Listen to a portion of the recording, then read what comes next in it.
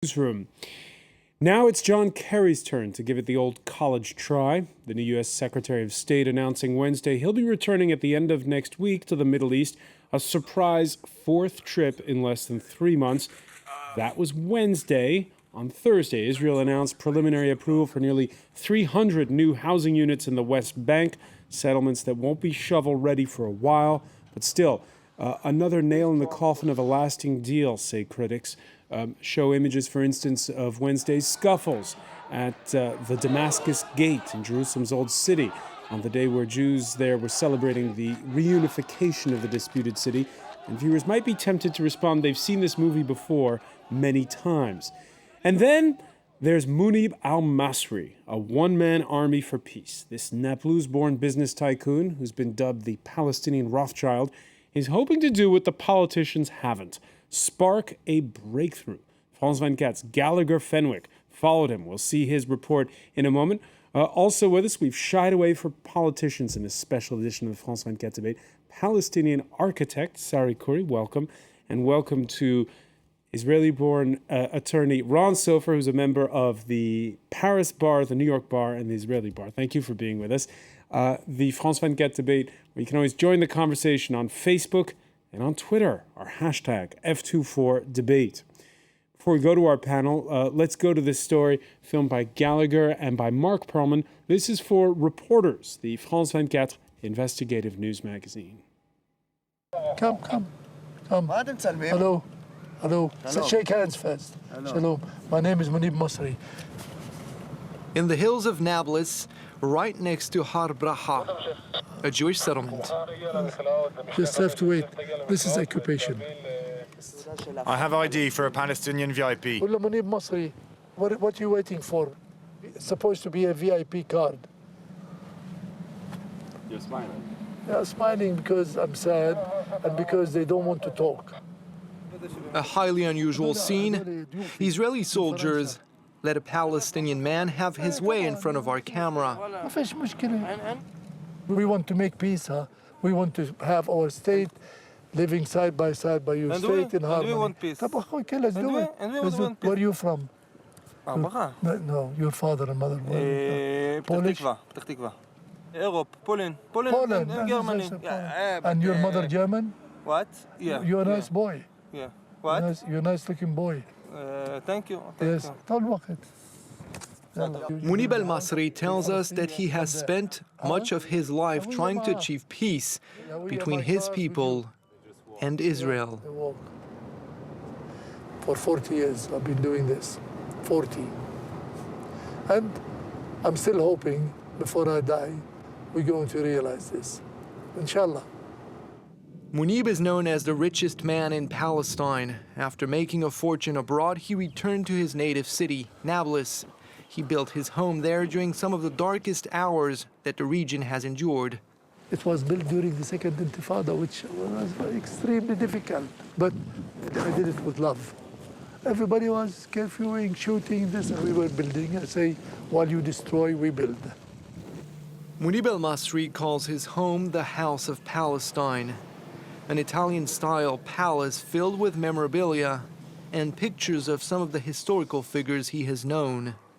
Among them, his close friend, in his eyes, a great hero and a man of peace, the late Palestinian leader, Yasser Arafat. Back to many years. But you see, I was his roommate for many times.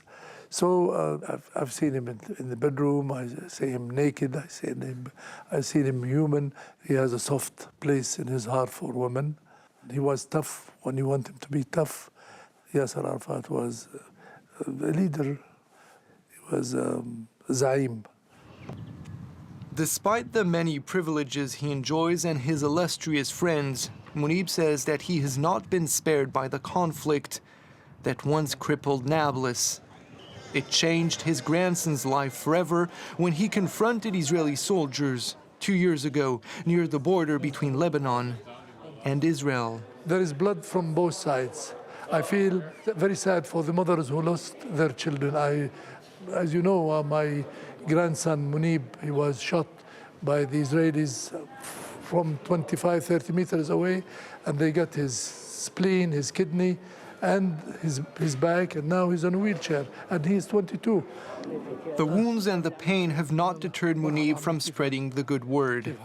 During our time with him, he runs from one meeting to the next. Everyone has heard of him in the Palestinian territories. This makes him something of a celebrity, a man who clearly has influence over local politicians, such as the mayor of Nablus.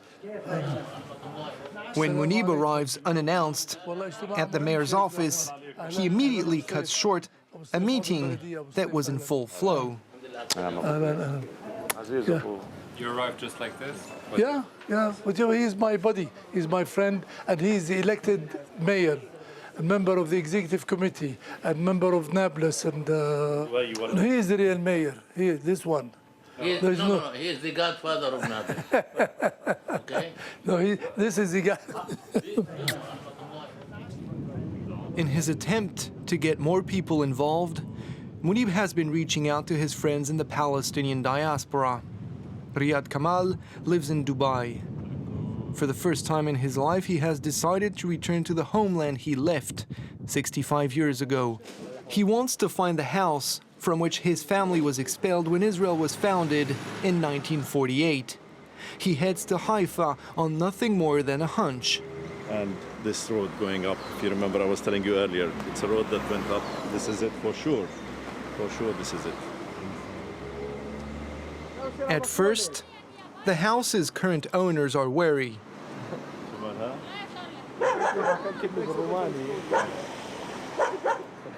But they soon agree to let Riyad come in and see for himself what his old home has become.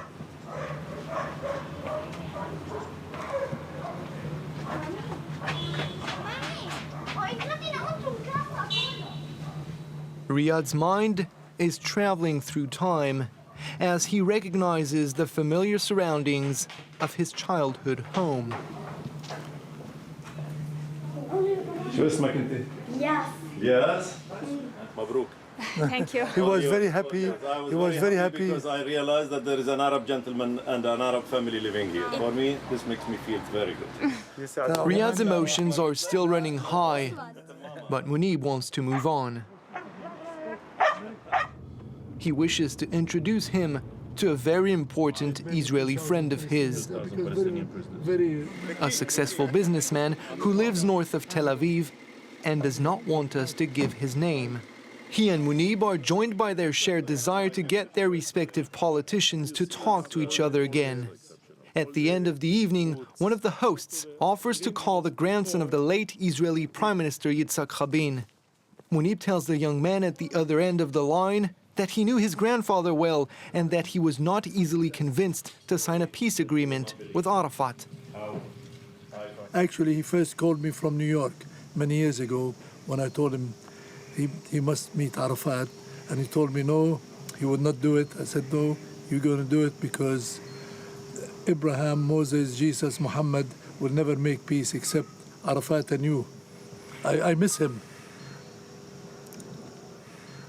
It's kind of an emotional situation. And I remember the phone. Yonatan Rabin recalls when Yasser Arafat came to his house and kissed him on the forehead after his grandfather's assassination in 1995. I get so much emotional. Days ago that I remember He made me cry now. so we can talk when we meet next time. Okay, take care. All the best. Yeah, bye-bye. Bye. Thank you, Munib. Excellent, well done. We head to Jerusalem next. Munib wants to show us examples of Israel's policy of Judaization of the eastern part of the Holy City, such as an Israeli site at the heart of what most of the international community recognizes as the Palestinian capital. They just wanted to say, here we are, like it or not like it, just open your mouth, shoving things in it, and it doesn't go like this. This is one of Munib's favorite hunting grounds when he is preaching peace. Hello. How are you? Shalom, how are you? Hi, Doran. How are you? My name is Munib Masri. Yes, sure. Yes. Yes, how are you? Very good, how are you? Hi. I am Zach, his son.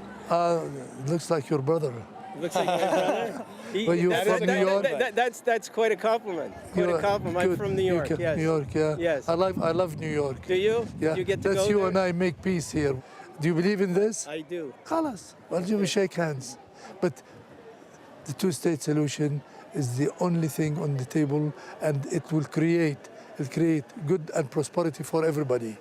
That's what the thing. You don't want to create an apartheid state here. You don't want to repeat South Africa. We really think about it. Yes, Are you a businessman? Thank you very much for addressing us. We appreciate it. Good. Yeah, bye. Nice to meet you. Munib insists that today people must work hard to avoid putting the next generation through the same suffering that he and others have gone through. Hi. How are you? How are you? Hi. Nice to meet you, boy. I am Munib Masri from Nablus, from Shekhem. I'm an Arab, and I love you. Marhaba. Nowadays, Israelis and their Palestinian neighbors rarely engage with each other, let alone see each other. Checkpoints are everywhere, and there are few gaps in the wall of separation built by the Israelis. But Palestinians are also divided amongst themselves. While Islamists rule in Gaza, their secular rivals at Fatah govern from Ramallah and the West Bank. Munib is convinced that it's necessary to end this internal division before dealing with the Israeli occupation. He takes us to a meeting he has set up with Palestinian Prime Minister Salam Fayyad. The latter is recovering from an illness for which he was recently hospitalized. عارفين إنه صحتك ما كانت جيدة وكل أعمالك عظيمة ونتمنى لك الصحة. مرحبا أهلا وسهلا فيك باوي. وبدخن كمان. Minutes into the meeting, we're kindly requested to leave. The Prime Minister is about to deliver important news to his guests. Faced with a severe economic crisis and the growing resentment of both Hamas and Fatah towards his policies, Salam Fayyad has decided to step down. He hasn't made it official yet, but Munib is among the first to know. When we talked on the elevator alone, face to face, a few inches away, he said, no, he's leaving. And he said, this, I have asked Munib several times, I'm tired, he could do the job. I said, no, we want you to stay. He said, I have a new idea now we should do it. I said, no, I will do other things. Munib insists that he does not want to go into politics. He prefers to use his connections to act behind the scenes. In recent secret talks, he told the Israeli President Shimon Peres that the time to act is now. You are 90, I'm 80. With all my heart, I'm asking you to really come public and tell them what you really think. That you supported the two-state solution and you support the Arab Peace Initiative and Islamic Peace Initiative. So let's do it. People from all walks of life and different parts of the world flock to Munib's home. Today, the visitors include a Norwegian delegation, members of the Palestinian diaspora, and the Sri Lankan ambassador. The host always tells his guests about his work and the sense of urgency that drives him. This is my last month or my last day or my last week or something. I want to do everything I can do before I go. I'm almost 80 years old. This is the only things in my mind now. And I do with it, and to me it's a matter of life or death.